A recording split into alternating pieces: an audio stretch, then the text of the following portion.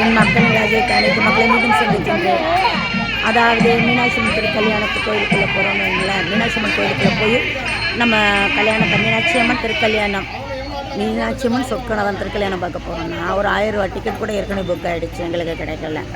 ரெண்டாவது வந்து விஐபி இந்த அதிகாரிகள் அவங்கெல்லாம் வந்து உட்காருவாங்களா, உட்காரும்போது எங்களுக்கு என்ன கிடைக்கும் அப்படின்னு கேட்டிங்கன்னா இங்கே இடம் கிடைக்காது, வெளியில் உட்காந்து ஸ்க்ரீனில் பார்க்கணும். அதுக்காக இங்கே அவனியாபுரம் பாலாம்பிகை பாலாம்பிகை சுந்தரேஸ்வர் கல்யாண சுந்தரேஸ்வரர் பாலாம்பிகை திருக்கல்யாணம் சொல்லிட்டு இங்கே வந்து பாலாம்பிகை சுந்தரேஸ்வரர் ஆலயம்.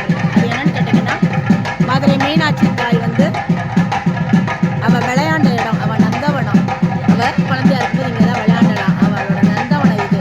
அதையே கோயிலாக்கிட்டாங்க. பாலாம்பிகை கல்யாண சுந்தரேஸ்வரர் கோவில் ஆக்கிட்டாங்க.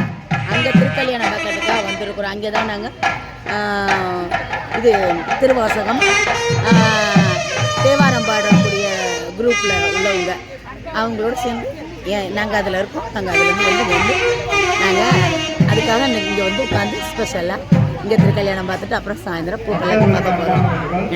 மீனாட்சி தாய் பூக்கலக்கில் வருவா சாயந்தரம் பாருங்கோ, இதோ பாருங்கோ.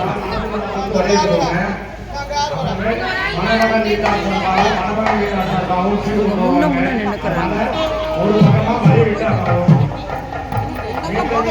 அம்மா ஆள் வருவாங்கடா.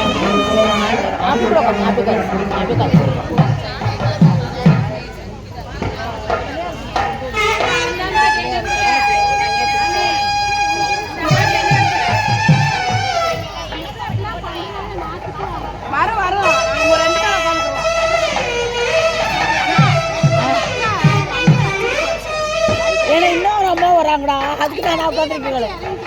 அதான் நான் கால் வலிக்கு தான் வெளியே உட்காந்து